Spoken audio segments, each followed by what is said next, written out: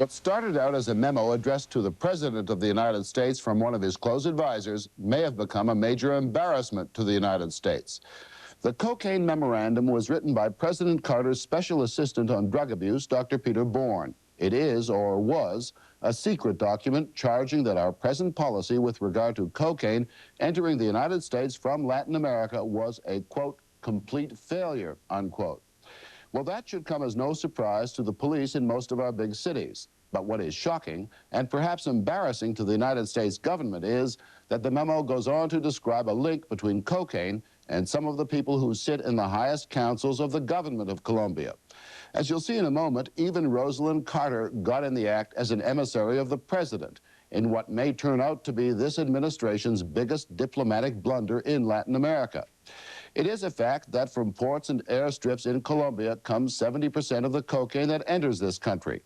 It's also a fact that in Colombia, exported cocaine brings in more money than exported coffee. But is it a fact, as the White House memo alleges, that high members of the Colombian government are involved? We'll get to that memo in a moment. First, let's look at cocaine from a dollar point of view. This is Cartagena, a Colombian mecca for American tourists. It is also one of the main transshipment points for cocaine to the United States. It's a business worth about $500 million a year. Some of the profits are poured into luxury hotels. American agents say these 3 hotels are owned by people in the drug trade. The cocaine dollars and the tourist dollars often go to the same people. American drug enforcement agents say they know who the traffickers are, but cannot touch them. The absence of a conspiracy law in Colombia means that Colombian police can't touch them either, unless they catch one red-handed with cocaine. So our DEA undercover man in Cartagena is frustrated. All he can do is gather information. Today, I talked to a contact. The contact said that there's a captain here staying at the Hotel Tocawas that belongs to one of the traffickers, and he's a captain on a vessel, and he's waiting for 40 kilos of cocaine. We know that there is the cocaine is here. The local narcotic enforcement officers know there's cocaine, but without the specific information put out by an informant on which vessel, which seaman is taking the cocaine on board, we just have our hands tied here. Information that we get here is that is shipping cocaine north. It's just not customary for customs to conduct a search on a vessel leaving the port. They're not interested in anything leaving Colombia. Say, for instance, on the Gloria, that's a training vessel out of Colombia. We had information before the vessel left that there was going to be a huge shipment of cocaine going on that vessel. I followed that vessel to New York. It was an open house for the tall ships. We also had reports that they unloaded huge amounts of cocaine. Even though we had heavy surveillance on that vessel, they still unloaded the cocaine on us.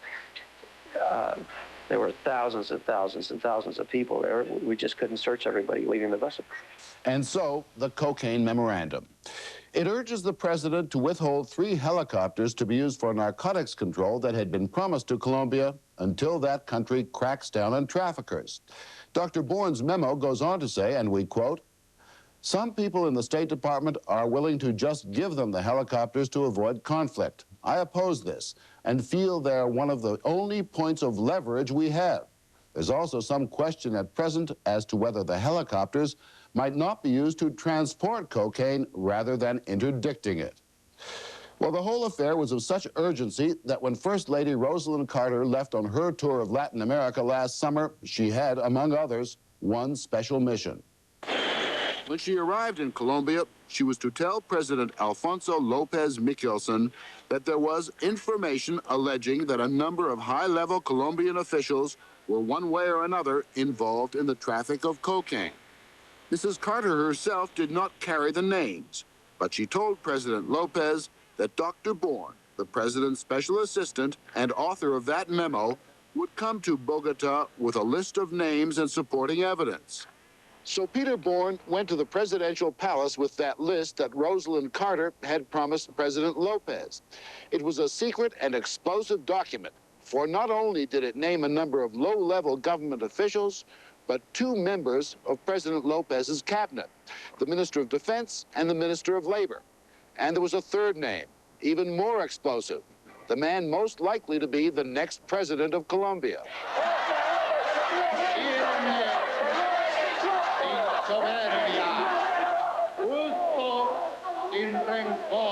His name is Dr. Julio Cesar Turbay. Just 6 weeks ago, he was addressing this massive election rally in Bogota. It was, in effect, a primary in advance of the presidential election to be held this June. Winning this would make him a virtual shoo-in for the presidency. Dr. Turbay won the primary in a landslide. But in the memo sent to President Carter, Dr. Bourne stated that Turbay is known to be involved in cocaine traffic. And then later, in the list Dr. Bourne gave to President Lopez Michelson, Dr. Bourne stated that the cocaine network had a relationship with Dr. Turbay's nephew, Anibal Turbay. And the network had made a multi-million peso investment in Anibal Turbay, and as a result, is expected to be able to choose the heads of Colombian law enforcement agencies should Julio Cesar Turbay become president. President Lopez Michelson is not impressed. What they said about Senor Turbay was not about him, was about a nephew of him.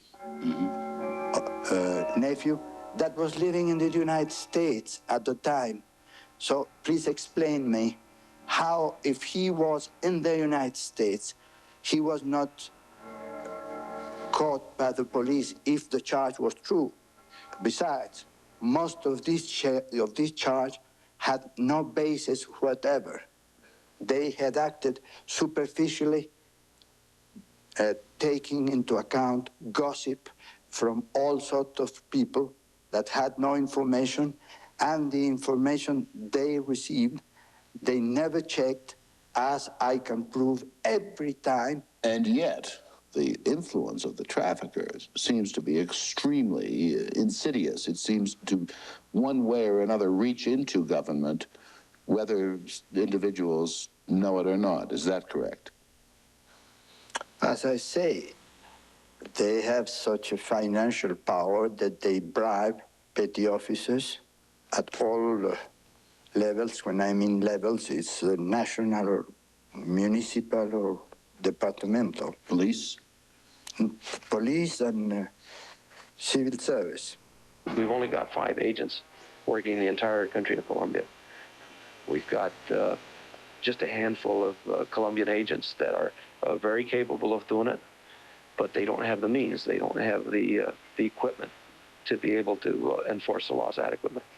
And the bad guys are winning the war. Why has the battle against cocaine been so difficult? Why have you not been able to knock it out? Well, let's put things the other way. Why is it so difficult for the United States to stop cocaine entering into the United States?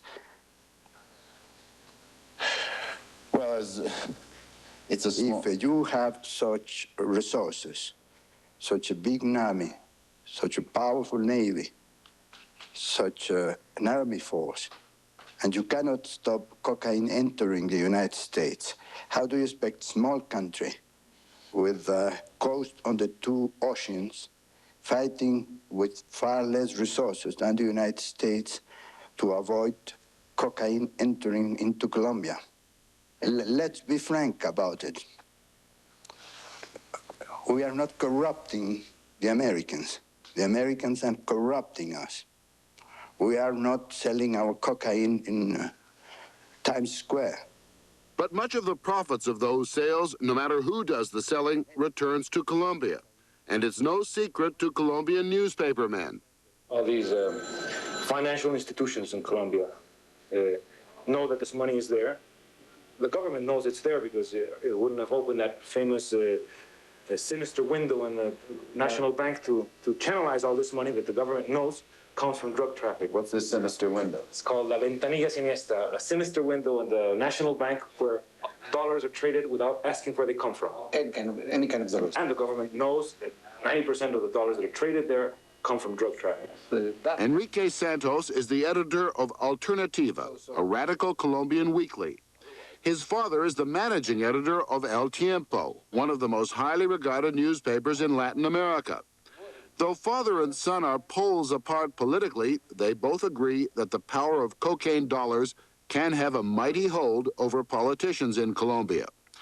So what about those allegations made by Peter Bourne against Oscar Montoya, the Minister of Labor, and General Abraham Verón, Minister of Defense, and against Dr. Turbay?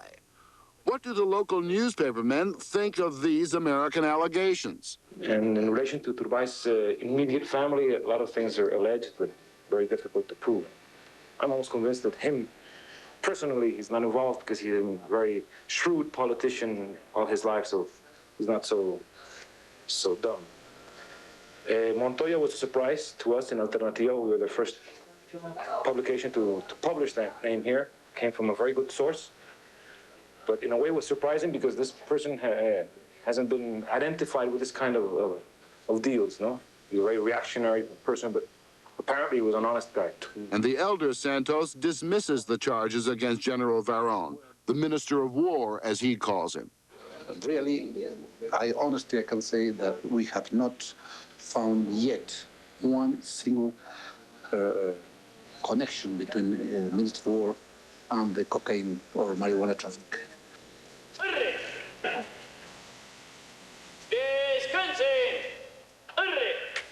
There are some comic opera elements in this story. There may well be high-level officials who are corrupt, but leave it to the Americans to sniff out the wrong ones. That's the feeling in the presidential palace, where it's felt that the whole affair represents old-fashioned American monkeying in Latin America. Inept, small-stick diplomacy, and lacking a certain elegance. Using President Carter's wife as a bearer of bad tidings was thought to be particularly bad form. Well, what does the author of the cocaine memorandum say to all this? President Carter's special assistant on drug abuse, Peter Bourne, may wish he'd never sent it. He certainly wishes we'd never gotten our hands on it. What was the source of your information? Where did you get the names from that you put on the list to President Lopez?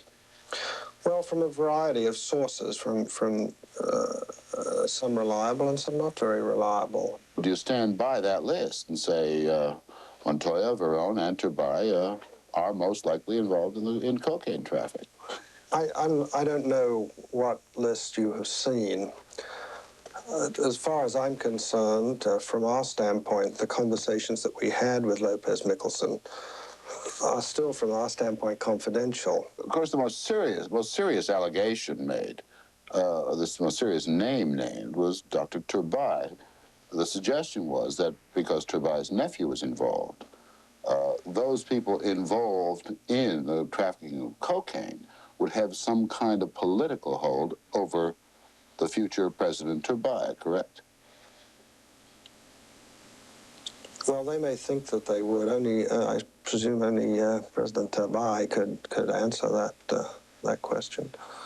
But we did not suggest this to President Lopez Michelson.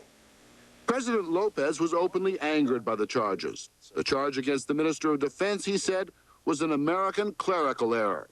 Someone confused a low-level person in the Ministry of Defense with the Minister of Defense. And the charge against the Minister of Labor was also something similar. There was a private secretary or someone connected with the ministry that was involved in the traffic of coffee, black market coffee, and he had used the phone of the ministry when he was away. Black market coffee? Yes. And of course he was dismissed, but it's a completely different thing. To export coffee without license out of the country than to be involved in the traffic of drugs. And besides, it was not the minister. What you're suggesting is extremely sloppy work by the White House, by the Drug Enforcement Administration, by, heaven knows, the FBI, the CIA, correct? I'm very sorry, but I have to admit it. Are you happy in your own mind? Is President Carter satisfied now in his mind? So the seeds of suspicion having been planted by you. Are you happy with President Lopez's explanation that these men are clean? Well, we have no information other than what we have passed on to him. If he is satisfied, then that is good enough for us.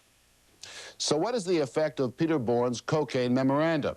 Dr. Bourne told us that when he wrote it, he was trying to get President Carter's attention, and he certainly seems to have achieved that.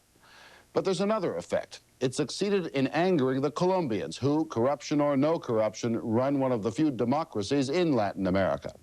Our whole drug enforcement policy in Latin America is tainted with the attitude that somehow this country is the innocent victim of a bunch of wily and crooked South Americans who make $500 million a year out of cocaine. But it should be pointed out that we managed to stop less than 10% of the cocaine that enters the United States, and that once in this country, a bunch of wily and crooked North Americans turn it into a $1 billion a year industry.